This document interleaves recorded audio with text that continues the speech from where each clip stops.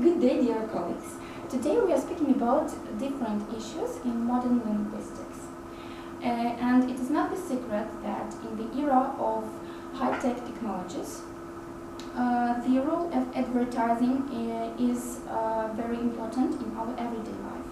Moreover, there isn't a single country in the world where advertising does not play a crucial role in the life of the society. In the modern world, the number of adverts is becoming bigger every day, and sometimes it may be even hard to understand the meaning. That is why I would like to give the floor to our next speaker, Anna Andreevna Mashenko, who is an expert in German language, a master in German philology and a PhD student at Kyiv National Linguistic University, who will tell us more about structural and semantic peculiarities of German advertising, which will help us to understand the content much better. Thank you.